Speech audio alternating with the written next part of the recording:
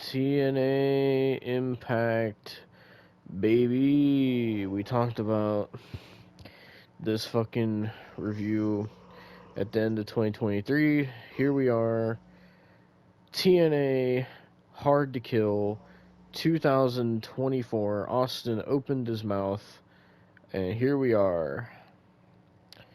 This was a pretty bad pay-per-view, to say the least. If I sound weird right now, it's because I'm on the come down from being drunk, because some parts of this pay-per-view were so bad I was drinking, and I kind of got a little bit drunk at some parts, but so I'm kind of sobering up right now. But yeah, so fucking Hard to Kill, man. This was quite the fucking spectacle. But Austin, Yeah. please, since you opened your mouth, please tell everyone, what was this worth opening your mouth over? No. No, in fact, I have to say that I am tapping out. So, looks like we're doing a GTS review this year. Fuck my life. But, yeah. After this show, I'm not watching TNA again. I can't be bothered. I can't be bothered. Like, it's not as bad as AEW. I'll say that. Like, AEW is fucking a whole new breed of fucking fuck shit. Alright? But it still ain't good. Like, Mm-hmm. Jesus, dude. The show was fucking garbage. There's a lot of problems with this show. There's a lot of problems with watching it, and problems with just like the show in general. Like, for example, we could watch the pre-show Yep. on TNA Plus, but when it came to the actual show, even though I pay for TNA Plus so we could do retro reviews, apparently it's not like WWE Network or Peacock where I just get the pay-per-views. So, I have to fucking pay $40 to get Hard to Kill, just that pay-per-view, no other pay-per-views. And if I want to get every pay-per-view, did you see how much it costs? Because I did. It costs like $250 a year. Yep. And I was like, nah. Just nah. So we watched this on multiple fucking streaming sites because every site was dog shit. Yep. All the streams kept getting taken down over and over and over and Mm-hmm. over and over. And I'm not going through that again. So yeah, I'm definitely tapping out after this. Besides the fact of how it was a shit show, because I cannot do that. I am not doing that, bro. I'm not. I'm just not.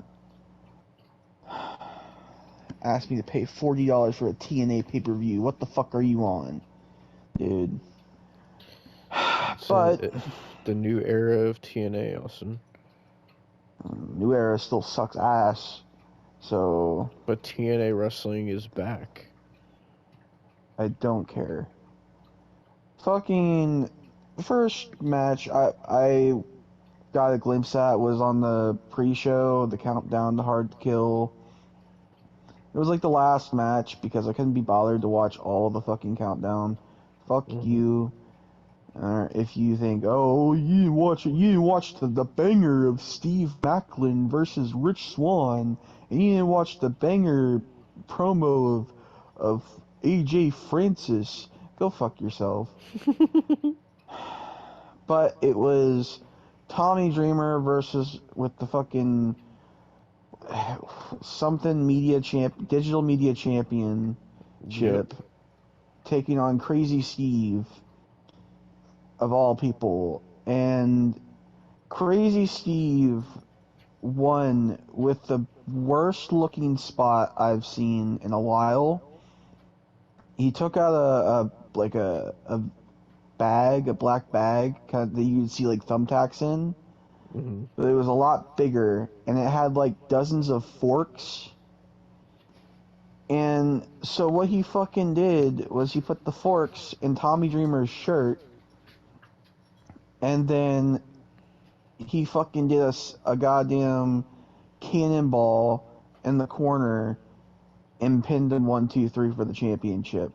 The first like fucking title change of the night. Which I mean, thank God Tommy Dreamer does not have a title in fucking 2024 no more. But god damn, this was such a bad, awful fucking match. Tommy Dreamer was so slow. Like I like a good like slow down match, but he was slow to the point where like even Crazy Steve was like trying to fucking help him do moves on Crazy Steve. Like it was so fucking bad. Yeah, and that was only the beginning to this shit show. Oh my god. They are awesome. They already announced a fucking match for Snake Eyes tomorrow. Oh Jesus great. Christ. I'm It's glad I'm not watching it. it's with the person who showed up at TNA tonight at the end. Oh Jesus. Okay. Well, then we got to the main show, which I couldn't be bothered to sit there and fucking pay for the main show, so I went to a streaming site and it took a while. So we missed like most of this match, but it was the Knockouts X Division fucking Ultimate X match. What the fuck ever. It was Tasha Steelz, Danny Luna, fucking Alicia Edwards, Zaya Brookside, and a couple other bitches that I don't remember the names of. Oh, don't forget Jody Threat and fucking the person who won this match, Giselle Shaw. That's basically all I know about it. I will say, besides the fact that whatever the fuck Shaw won, the only other thing I know about this match is fucking Danny Luna actually has some potential. Why the fuck is she in Impact? But you know, whatever. But fucking next after that, what was after that? Oh, well, it was, we got a backstage promo with Mr. AJ Francis, and he was saying who's hotter than AJ Francis. Everybody. But Fucking even Chris Jericho with his fucking sexual assault allegations and is genuine being piece of shit is fucking better than you. Jesus Christ. At least, even though Jericho's a piece of shit, at least he could wrestle. He used to be able to wrestle, actually. Never mind. But yeah, go on with what you were saying. So, if you're wondering what the next match was, well, it was supposed to be PCO versus Dirty Dango.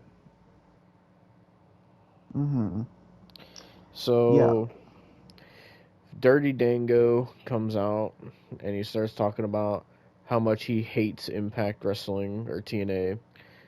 And then PCO gets this whole fucking Frankenstein entrance, and fucking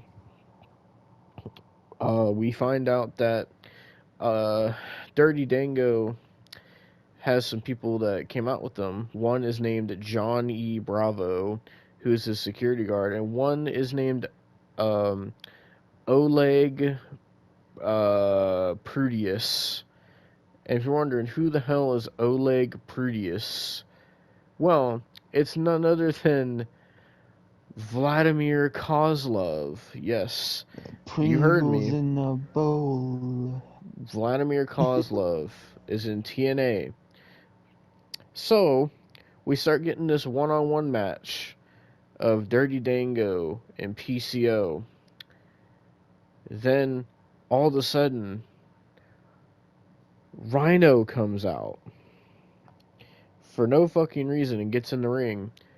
And then, oh, here comes Santino Marella, who's the director of authority in Impact. And he comes out and says, oh, we're not gonna handle things like this. We're gonna do a 3-on-3 match, and it's gonna be the team of Oleg Prudius, Johnny Bravo, and fucking Dirty Dango versus the team of PCO, Rhino, and Jake something. So here comes fucking Jake something again, and fucking it turns from a 1-on-1 to a 6-man match, because why the fuck not? And so we watched virtually Vladimir Kozlov versus Rhino in 2024. Just think about that for a second. Yeah, that's also PCO. Keep in mind, isn't he in his 60s? I'm gonna check his age real quick Because I know because he's old. he's old as fuck, bro. Um, fucking PCO age. He's 56, bro. Yeah, and he was out here doing fucking sentons and moonsaults off the top rope to the outside, and tope suicidas, and kept almost landing on his fucking head. Fucking PCO was going crazy in this match. And that was about really the only entertaining thing, was PCO doing this dumb shit. Everything else was just kind of boring. Fucking Oleg Prudius was just wrestling in a black shirt with camo pants. And fucking. So, basically, from what I remember,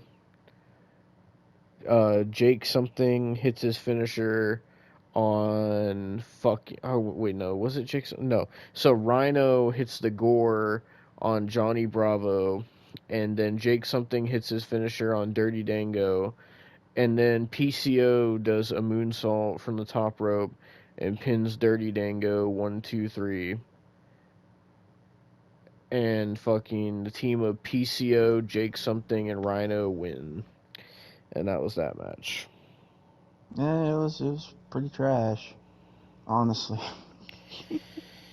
Well, next was a match that wasn't even fucking announced. It was for the Knockouts Women's Tag Team Championships. It was MK Ultra, apparently is their name, which is the team of Masha Slamovich and Killer Kelly, who were the Knockouts Tag Team Champions, taking on the returning team of Decay, Rosemary, and Jessica Havoc, because why not?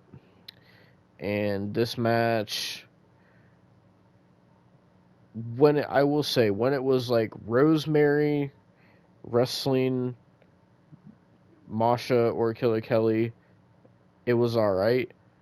And then when Jessica Havoc got in the ring, that's when it started getting bad, because she's awful in the ring.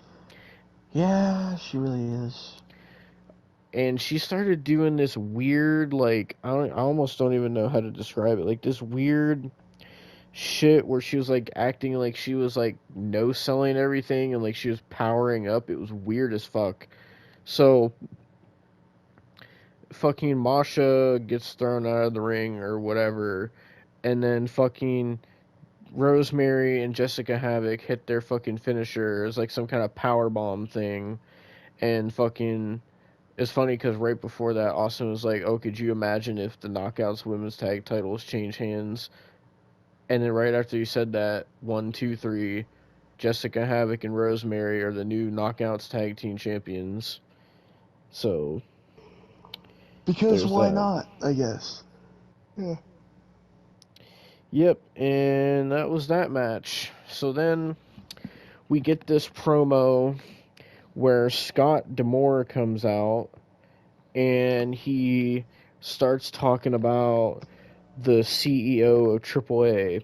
So then the CEO of AAA comes out, and Scott D'Amore starts talking about how there's like a fucking deal going on with Impact and the NFL and shit, and had like these papers in his hand and gave the microphone to the CEO of AAA, and then the CEO of AAA started talking about how it's amazing that they get to work with TNA and all this shit, and that they're happy to work with TNA. So then Scott D'Amore starts talking about, this is what you can accomplish in wrestling when you put the politics aside and have wrestling promotions work together and have the best wrestlers in the world compete with each other. And so Scott D'Amore and the CEO of AAA signed this like contract or whatever, and now apparently AAA and TNA are officially working together. And right as they say that, so I will say this is the match where Austin first said that he was tapping out. So as they do that, El Hijo del Vikingo comes out. And if you remember our thoughts on El Hijo del Vikingo when he was on AEW that one time, pretty much the same here. He comes out, and then Kushida comes out, and then Chris Sabin comes out because we're getting this triple threat for the X Division Championship. Chris Sabin versus Kushida versus El Hijo del Vikingo. And, I'll let you talk about this match, Austin, because you had a lot to say during this match. Well, I'm not going to say much now because I don't have the energy, but I will talk about it. This match was a terrible triple threat. Chris Sabin was the only fucking saving grace of it. Let's see. Vikingo went to the top rope and had Kushida just sit there in the corner and wait for him while Vikingo did a front flip into a Hurricane Rana because, kill me. And then Vikingo also did a springboard 450 to the outside because, I want to die. And let's see, fucking, was it Tom Phillips kept calling the Kimura lock the hoverboard lock every chance he got. Oh, don't forget fucking when Kushida went to hit a monkey flip on Vikingo, he monkey flipped him, and when he flipped, Vikingo caught Chris Sabin in a Hurricane Rana, and Yeah, because Austin that's screamed, obviously "Fuck you, possible. motherfucker!" Yeah, because why is that even being done? That's not believable whatsoever. Like, Oh, don't forget when Chris Sabin was laying on the ramp on the outside, and oh, Vikingo that did was a a springboard springboard. 450. Yep, and Yep. Austin said, "Go fuck yourself." And then they replayed it, and he was like, "Why are you replaying it?" Oh my god. In the end, Chris Sabin hits a cradle shot. 1, 2, 3. Fucking hated this match. Oh, you can't forget the worst thing. At least the worst thing I seen was when Vikingo was on the outside, and I think it was Chris Sabin that was gonna do a springboard, Oh yeah, this is when and I definitely said I was tapping out. This is when I said I was done. Yeah, so the way fucking Vikingo got taken out of the match is because Chris Sabin, which fuck you, Chris, what the fuck is wrong with you? He did a fucking springboard Canadian destroyer on the outside, but you could tell that Vikingo was just sitting there for like legit 10 seconds waiting for him to do it. So it looked awful. It's so terrible. yep, it looks so terrible. But Dog yeah, shit, bro. Chris Sabin was the only person on the show that retained his championship. by the way. Oh no. Um, but I'm sure you'll gladly talk about the next match. Because the next match after this was Alex Hammerstone versus Josh Alexander. Oh yeah, this was actually the only good thing about this fucking show. It So was you the know, only good match. only good match. And we didn't even get to see the ending because all the fucking websites are crashing. So you Hmm. know, great. But fucking, I do know Josh Alexander won, and it was an amazing fucking match. I will say, Hammerstone needs to go to WWE. He does not need to be an Impact. He does not need to be an Impact or AEW or any of those fucking companies. Go to WWE, please. He's young. He is fucking talented. Go, Is please. he is he signed with MLW, or where is he No, he's signed a free to? agent right now. Mm. He's a free agent. Um, so please, please, Hammerstone, please, for the love of God, you and Jacob Fatu need to go to WWE ASAP, bro. Jesus, but they had a really good, hard hitting match. Lots of belly and bellies, lots of fucking suplexes, elevators, fucking just all out brawl, pretty much, and it was really fucking good. I don't know Yeah. how Josh Alexander won because, of course, you know, the websites had to crash, so yeah, but it was a really good match, and hopefully Hammerstone and Josh Alexander could go to other places that won't, you know, tarnish their legacies. But yeah. Well, I'm actually gonna need you to talk about this match because fucking this is the point where in the show where I started drinking and I got kind of drunk. The next match was for the Impact Tag Team Championships. It was the Rascals of Zachary Wentz and Trey Miguel versus the team of Speedball, Mike Bailey, and Laredo Kid, who apparently is from AAA, versus the fuck ass, cunt ass, stupid ass, fucking trash ass, grizzled young veterans versus the Impact or goddamn it, TNA Tag Team Champions ABC, which is the Bullet Club, which is Chris Bay and Austin Ace. And I was so Or out of Ace it during this Austin. match, so I don't even know what happened. I know I was angry at the grizzled young veterans, but I don't know really anything that happened in this match. Do you remember what you were saying at all? Mm, I remember you asked me, you said something about the grizzled young veterans, and I said I would be pissed if they won or something. That's all I remember. Oh, that's the only thing you remember? Oh, Jesus. Mm. Okay.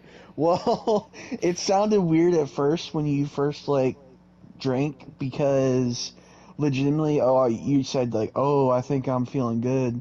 I'm feeling good. I was like, oh, how are you feeling? And legit, like, right as the Grizzly Young Veterans were coming out, you said, horny. That's Oh legit my what you fucking god. said. So, on the record, Devon is horny for the Grizzly Young Veterans. That's on the record. He And, loves them in that way. and Austin's horny for Chris Jericho. That's on the record as well.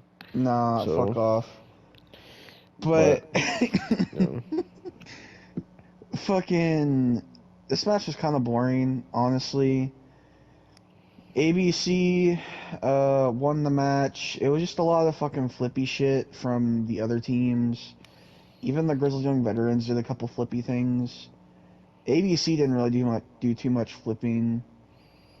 Ace Austin did fucking botch accidentally. He almost fucking landed on his neck while doing a dive.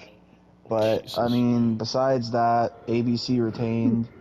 So yeah, fucking, it wasn't really that great. Fuck the grizzled young veterans. I don't know what. all this fucking hype is around Grizzled Young Veterans. I do remember one point in the match, it was either Tom Phillips or Aiden English was talking about how like James Drake was a fan of TNA and he has his ticket stub from a show in I think he said 2007 when TNA went to fucking England or something, wherever the fuck he's from, and fucking was saying how excited he is to be in TNA. Motherfucker, why weren't you excited to be in NXT then? Fucking oh, I fucking hate the Grizzled Young Veterans. They fucking they talk all this trash and then they go to DPW and act like they're all fucking hyped and talk about, oh, we're going to the biggest promotion in the world, and then you go to fucking Impact as well. Like, what is all the hype around these guys? Like, they're trash. Like they don't make me believe in any of their matches. Like they don't fucking sell shit. Fucking I don't like them. I never really have liked them, and I don't get all this fucking hype around them. They are overhyped in my opinion. They are a way overhyped tag team, and fucking honestly, they're just a couple fucking salty ass bitches, and fucking they can go fuck themselves. And I hope they rot in DPW and that their careers fucking die. And fuck them, fucking pieces of shit, fucking goddamn grizzled young veterans. They probably like fucking grizzled young teenagers, fucking pedophiles. Anyway, I'm fucking done talking about grizzled young veterans because I can't talk about them no more because I already went off on them on the DPW review. So fucking, but fuck the grizzled young veterans. And so I'll talk about the next match from what I remember of it at least. The next match was for the Knockouts Women's Championship. It was Trinity Naomi defending against Jordan Grace. And why Jordan Grace was getting a title match, I don't know. But fucking this match wasn't very good.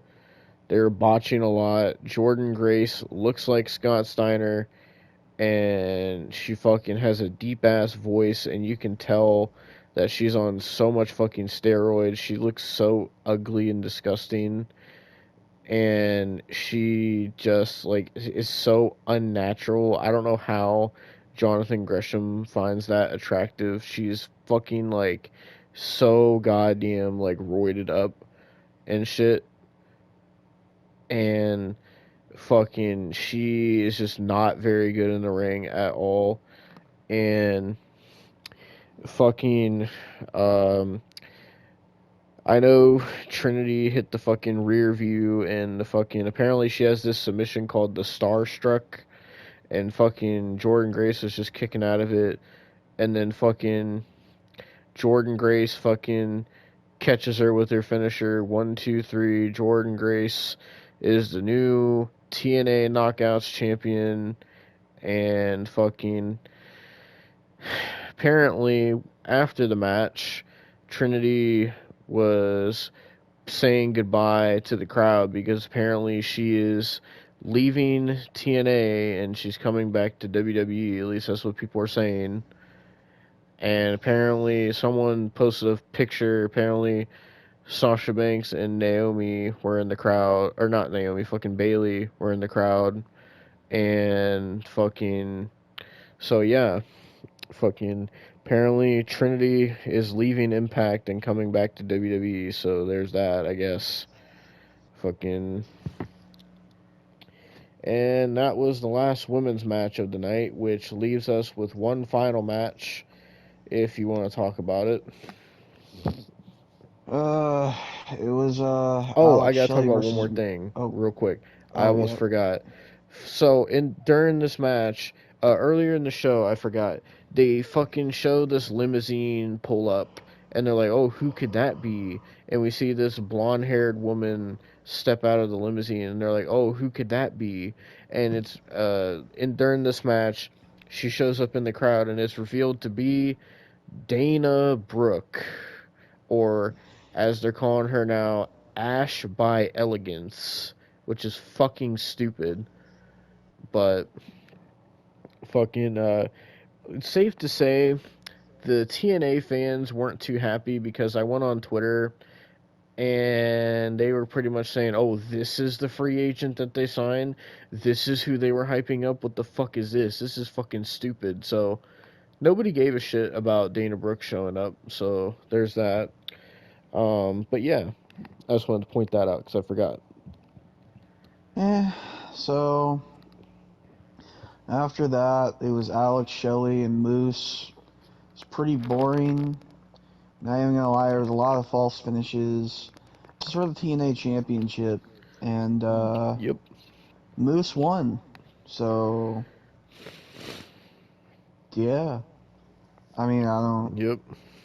really have anything. Do you have anything else to say about it? Because I don't really have anything else to say about it. The match went Truly. on way too long. There was too many false Yeah, it did. finishes, and they did this one fuck shit spot during the match where, for some reason, whoever this guy was that was with Moose came out, and then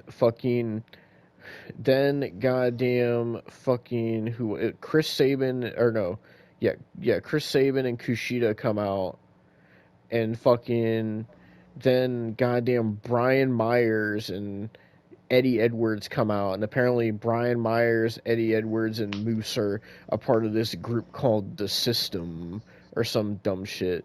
And so Chris Sabin, Kushida, and fucking Brian Myers and Eddie Edwards start brawling with each other into the back. And then fucking Alex Shelley tries to go for the shell shocked. It gets countered. Moose hits him with a nasty ass spear. 1, 2, 3. Moose is the new champion. But that's not it, because No. the whole system comes out and they're all celebrating, and then this random ass music starts playing, and the Titantron says Nick Nemeth, and the camera is like on the entrance waiting for him to come out, and it pans to the ring and Moose is standing there, and behind him is Dolph Ziggler, now known as Nick Nemeth, who, which kind of confuses me because earlier this week he showed up in New Japan with his brother. So, what was the point of him showing up to New Japan if he's going to be in TNA? But he fucking hits a super kick on Moose and then hits a zigzag, and then he runs into the crowd, and he rips his shirt Hulk Hogan style, and he's wearing a TNA shirt, and that's pretty much how Hard to Kill went off the air.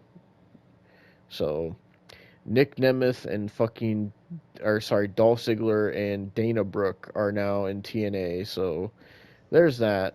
And fucking people were calling this a big W for TNA signing Nick Nemeth. What do you think about it? I don't know, man, dude. Like to be honest, I just don't care. This show has Well, given me nothing to care about. The new era of TNA is like the only thing I really enjoyed was the Hammerstone versus Josh Alexander match, and I mean, I would hope Josh Alexander and Hammerstone go somewhere the fuck else, dude. Like because of that, yeah, it's like this is trash, bro. yeah, fucking.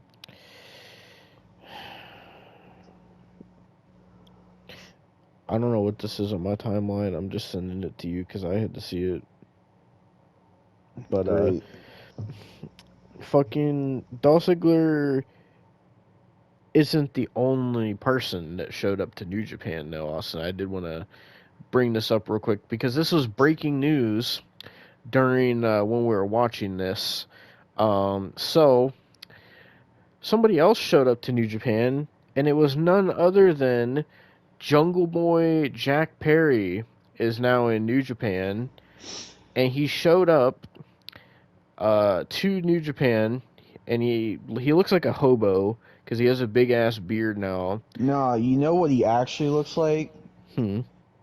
He looks like current day Danny Masterson now. Oh, not he does. Oh my god. But Like he's so spitting image. he shows up to New Japan and he has a AEW contract in his hand and he rips up the AEW contract. So I guess now Jack Perry is signed with New Japan. I guess he's not in AEW anymore. So I guess all that shit that happened with CM Punk was just for nothing then, I guess. Yeah. So, and I seen people talking about it and they're saying, "Oh, one of the pillars of AEW has left." And I was like, "Bro, like fucking the only reason people even gave a shit about him was because the fucking CM Punk shit.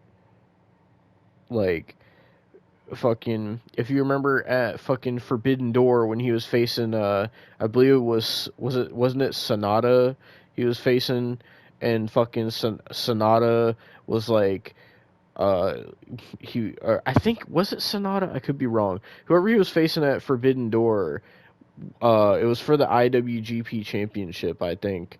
And fucking they were just like, "Oh, who the fuck is Jack Perry? Why is he getting a shot at my fucking title? Like this is the best you have to fucking put against me. Like this guy's a joke. He doesn't deserve to fight for a world title." And then the next time he was relevant after that was the whole CM Punk situation, which fucking if it wasn't for like it's crazy to think about now, if it wasn't for how bad that Jack Perry fucked up, we might not have CM Punk in WWE right now. So fucking and now fucking like which is kind of weird to me because they kept Jack Perry, right? And they fire CM Punk. And now Jack Perry is not there anymore either. He ripped up his AEW contract, so it was just a loss either way. Fucking, they might as well have just fired both of them at that point. But yeah, just kind of wanted to bring that up real quick because fucking people on Twitter were marking out for Jack Perry showing up in New Japan and oh, he ripped up his AEW contract. Oh, so controversial and all this shit. So just wanted to point that out and see what you thought about that. I don't care. Fucking so now that Trinity is leaving Austin, I did kind of want to get your thoughts on some of the opponents that she faced because somebody posted this on Twitter. I believe these were all the pay-per-views she wrestled at or pay-per-view matches she Okay. had All for right. so I think so we have okay, hold on, which it doesn't go in order, does it? Okay, it doesn't go in order. I'm just going to read it as it is on here. So, we have Slammiversary 2023. We watched this match. Deonna Purrazzo versus Trinity. That's where she won Okay. the title, I think. Wait, was that when Mm-hmm. she... Yeah, because Yep. Deonna Purrazzo has the title in the picture. So, we got Trinity versus Sunny Kiss on Impact, random episode Impact. Uh, I'm sorry. Trinity versus Sunny Kiss, and it was on a random episode Impact. Trash. Straight up Uh, trash. we got at Impact Under Siege. This was before she won the title. We got Trinity versus Giselle Shaw. Trash. On a random episode of Impact, we got Kylin King versus Trinity. I don't know who Kylin King is. I don't know either, so I'm not gonna judge her. We got Bound at Impact Bound for Glory. Trinity versus Mickey James. All right. Impact Emergence. Trinity versus Deonna Purrazzo again. Okay. T- uh, Impact Final Resolution. Trinity and Jordan Grace versus Deonna Purrazzo and Giselle Shaw. One half of that is good. And finally, Trinity versus Jordan Grace at Hard to Kill. Garbage. Wait, was that actually all of her matches? No way. Hold on. I gotta actually look this up now. That was just what somebody posted. Hold the phone. Trinity matches. Impact. That can't. She couldn't have only had 8 matches in a year, right? Like that's not. Hold on a minute.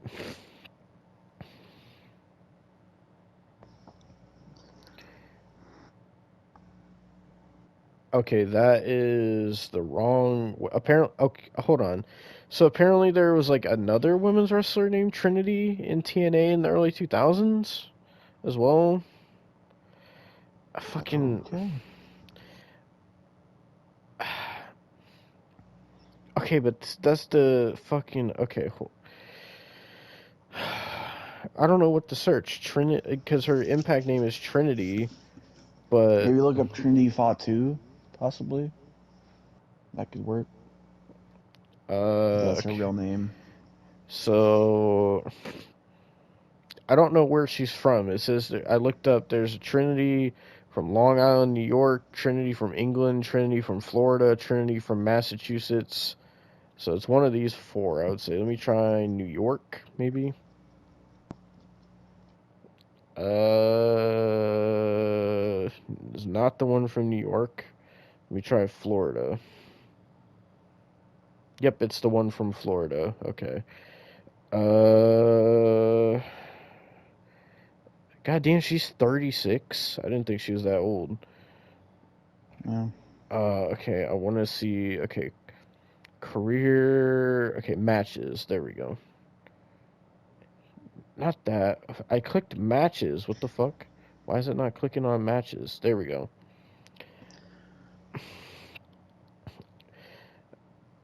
Oh my god, what? Okay, so here's all her Impact matches. So her last WWE match was May 15th, 2022. So she didn't wrestle for almost a whole year.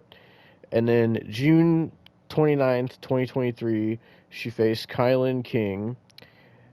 May 26th, she defeated Giselle Shaw at Under Siege. Then May 27th, she defeated Savannah Evans on Impact. Then the September 6th.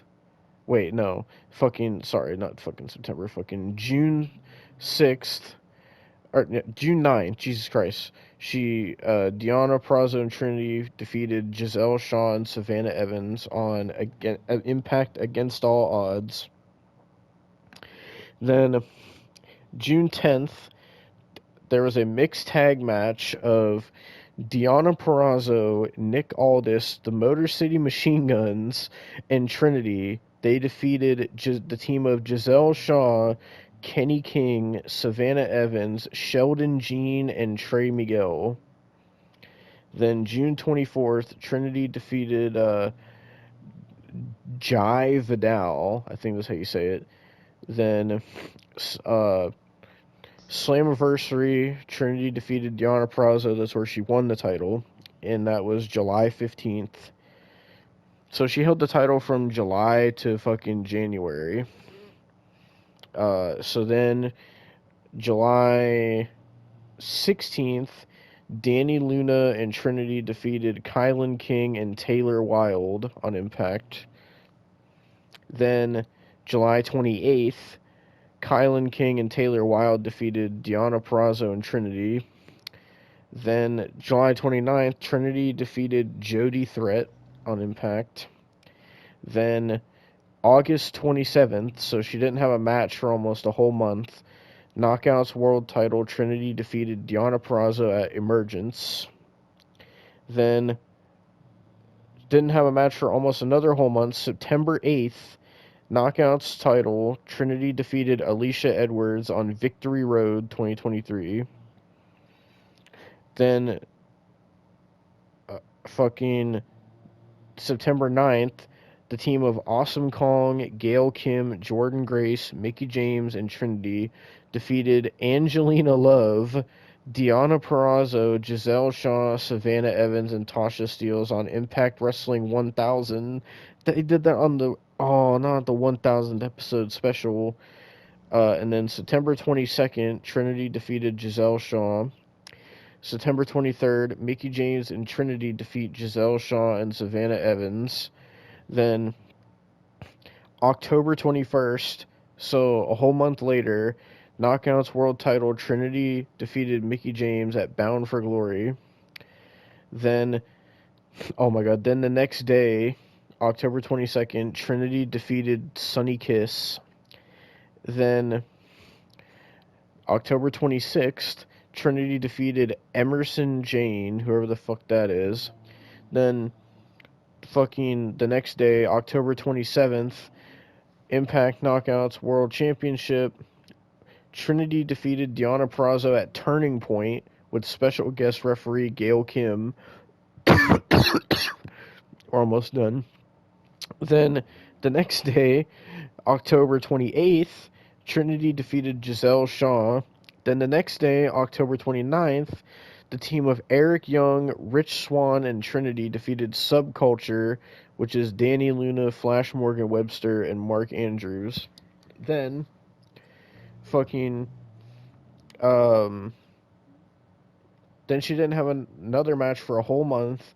November 26th, Chris Sabin and Trinity defeated Chick Tormenta and Den, Den, how do you say this? Dinamico. Dinamico? I don't know how you say that. And then she didn't have a match for another whole month. December 9th, Jordan Grace and Trinity defeated Deonna Purrazzo and Giselle Shaw at Final Resolution. And then finally, January 13th, 2024, TNA Knockouts title, Jordan Grace defeats Trinity at Hard to Kill. So, her entire Impact run, let me count how many matches.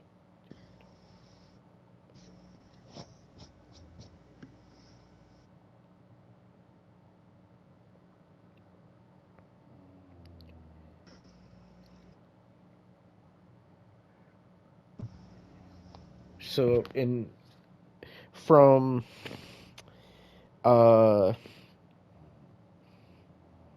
April 29th to January 13th, she only had 25 matches in her Impact career.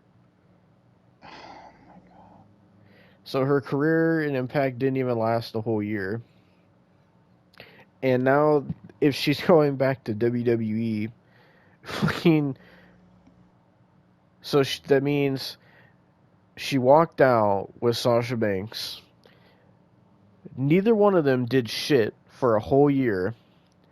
Then Sasha went to New Japan as Mercedes, won the title, lost it, didn't do anything, got hurt, and then Naomi showed up in Impact in April, won the title, and then lost it in January, and that's it. And apparently now both of them are going to come back. So now, I kind of wonder, like, what was even the point of walking out? Because neither of them really did shit. I mean, at least, I could say Naomi had a decent title run. I mean, July to January is kind of a, decent amount of time to be champion. But fucking Mercedes literally won the title from Kyrie and then held it for like a month and then lost it. And the sad thing is fucking Kyrie is back in WWE now. So, fucking. I am curious. Hmm. Didn't fucking Mercedes also get like pulled from Mandalorian as well? That I don't know. Because I remember. Hang on. Give me one second. Let me look it up.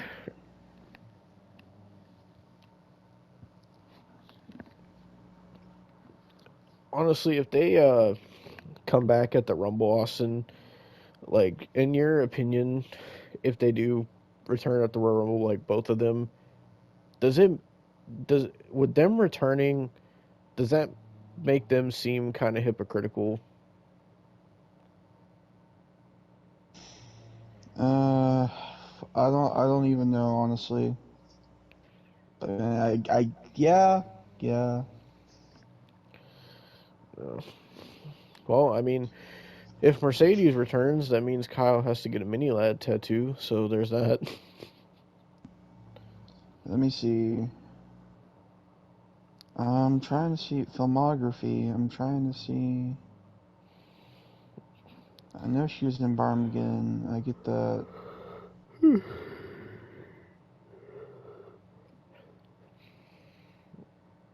Do I have to actually go to the fucking Star Wars wiki? Are you serious?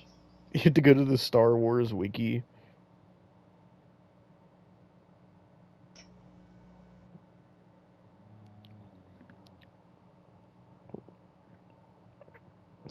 God damn it. Fucking Mercedes, Monet, Future,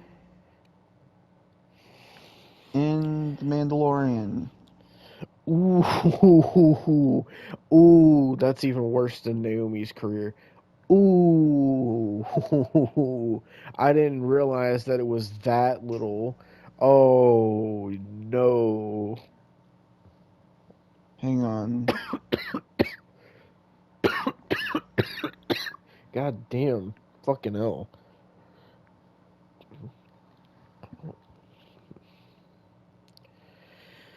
Oh fucking hell! Oh that. Oh, that is actually bad. That is bad, bro.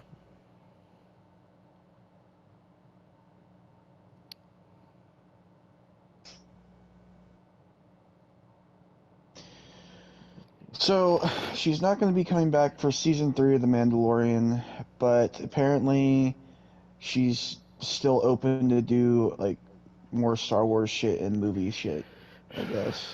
But, Yeah. go ahead. Go ahead. So, you know how I said Trinity's Impact career was 25 matches? Oh boy. Yeah. So Mercedes New Japan run, you want to know how many matches it was? Just take a guess. Hmm. Just take a wild guess. 3. No, no, it was more than that.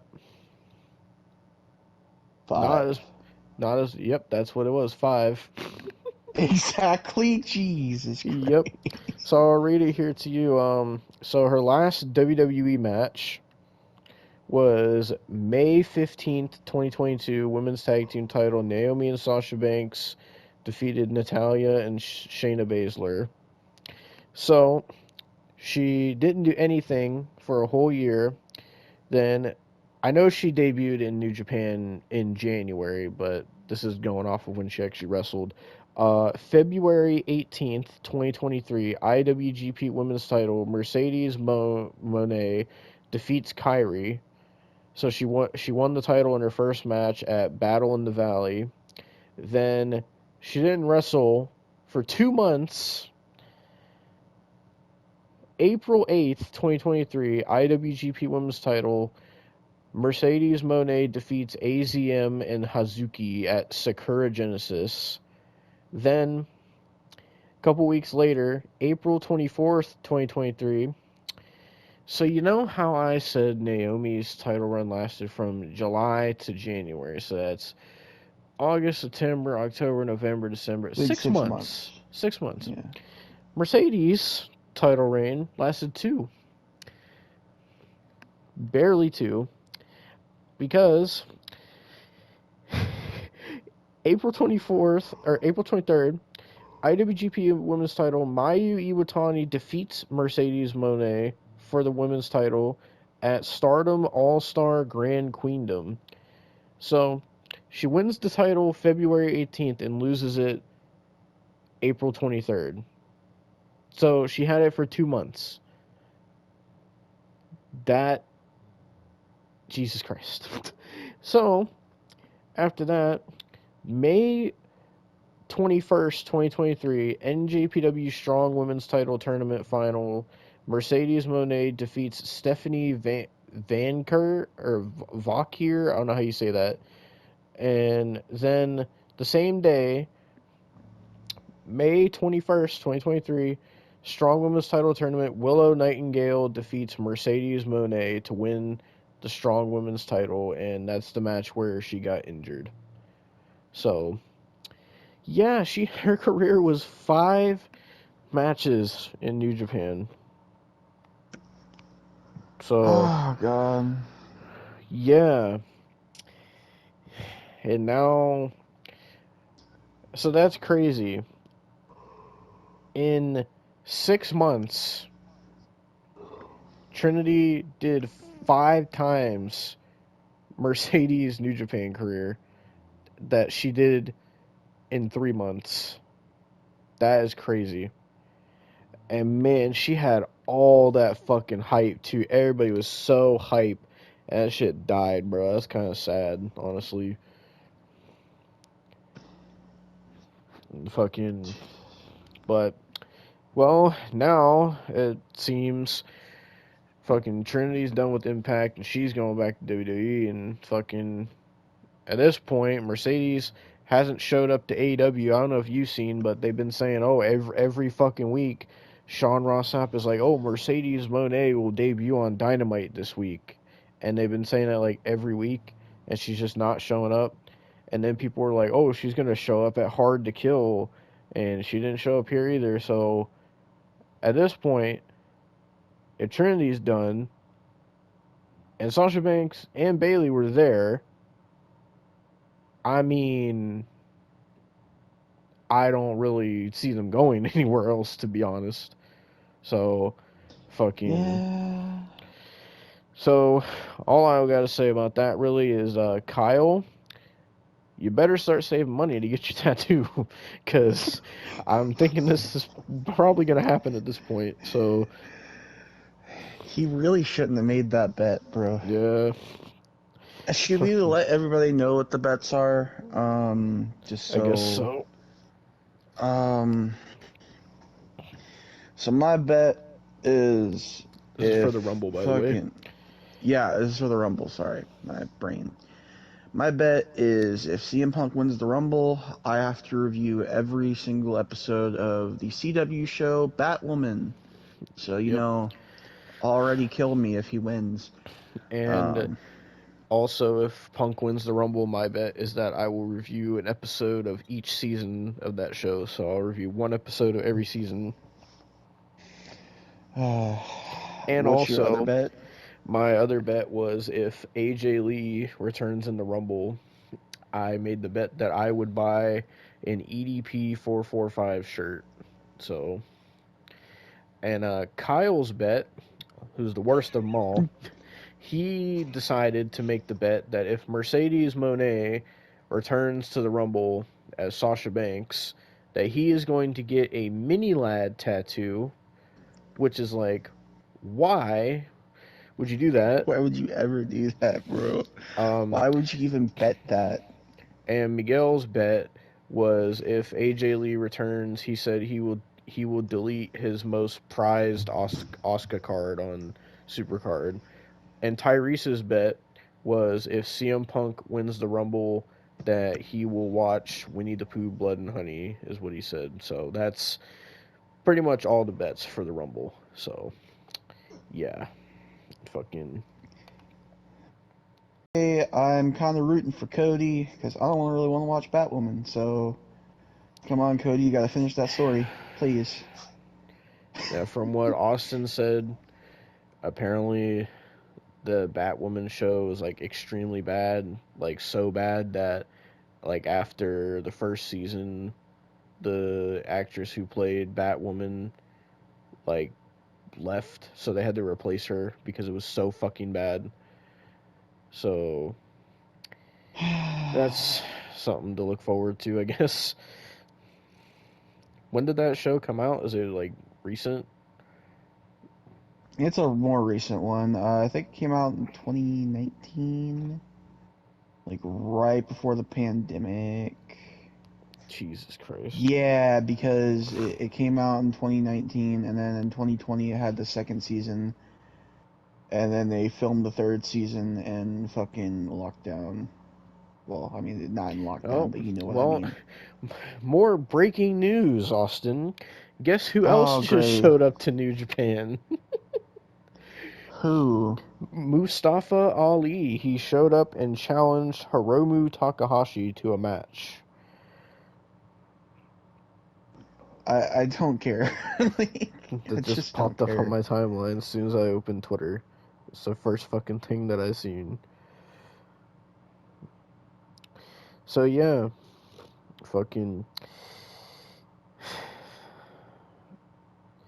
a lot. I will say a lot of things going on in the wrestling world right now.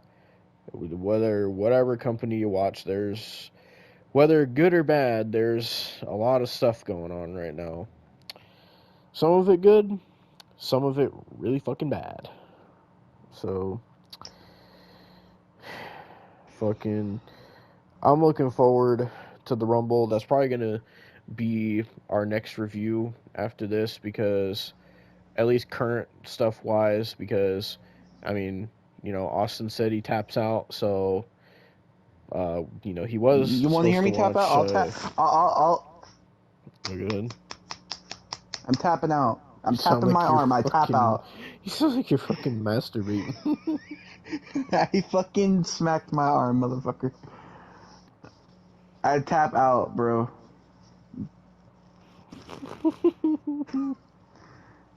Fucking but you know what that means, Austin? That means that since you tapped out, the bet was since you tapped out, or what you said if you tapped out, that we could review another GTS wrestling show. So, ladies and gentlemen, I Mm. am proud to announce that we will be reviewing another Grimm's Toy Show backyard show. We have to figure out which one we're doing, but once we figure that out, we will be reviewing another GTS show. So that is going to be fucking terrible. So thanks, Austin, for tapping out. Did you really want to go through this much fucking TNA, bro? How Well, bad this experience was, Devon? you're the one that opened your mouth that said, "Oh, I'm gonna watch TNA every week," is what you said, and fucking Yeah, I was naive. That's what yeah, I was. motherfucker, you went, you couldn't even go one show without tapping out. Bro, I don't have the wherewithal anymore, bro. AEW took so much fucking out of me, dude.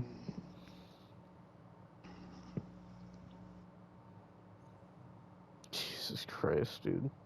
Well, anyways, we're fucking doing a GTS show. We're not sure when yet. We're gonna figure out what it is, but once we figure it out, you will see the review come out.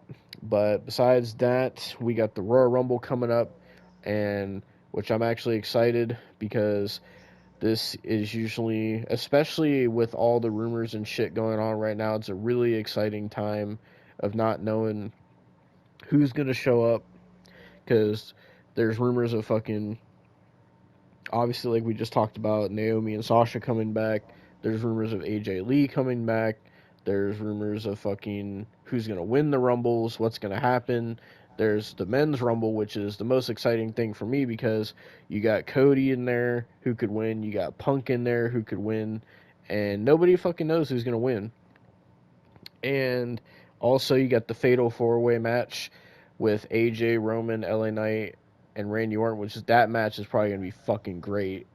Um, Yeah. and I'm really looking forward to this Royal Rumble. So we will be doing a review on that once it's said and done, and then that means we're since it's January, Austin. That means we are getting into WrestleMania season once again, and I'm excited. Yep, it's coming up. Fucking hell. It'll be here before you Feels know it. weird because fucking April will be 2 years since I actually went to Mania, so that feels weird. Yep. Fucking, but we will be getting to the Royal Rumble next, and that's going to be exciting. So we'll see you guys for that. We'll see you for GTS, and yeah, I guess this is the short-lived Impact saga, or I don't know what we were even gonna call this. I don't Fucking, know.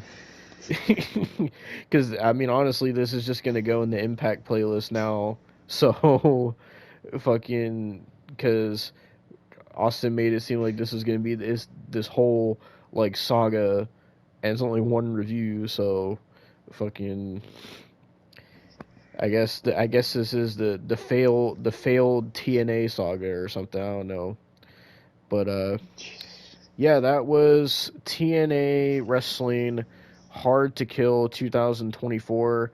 I'm assuming probably the only TNA show we're going to be reviewing this year, at least in terms of current TNA. I know we're going to be doing 2010, so, but I'm assuming this is the only 2024 TNA we're doing this year, so there's that. Yeah. Unless we fucking come back for Slammiversary again for the fourth year in a row. But No. No. No.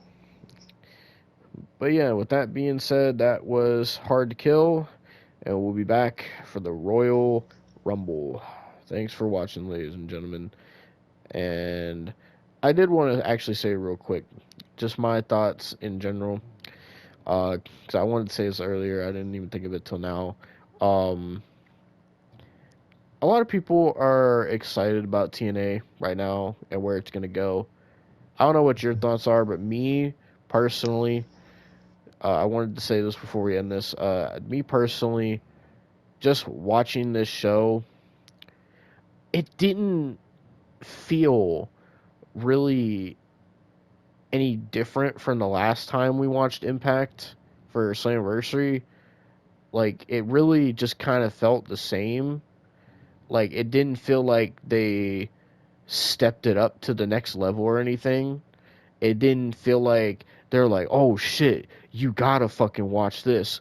Oh shit, like this is must watch. This is like you gotta watch TNA every week now. Like eh, even with the world title match and whatever, even with the Josh Alexander match with how good it was, like none of these matches on this show made me go, you know what?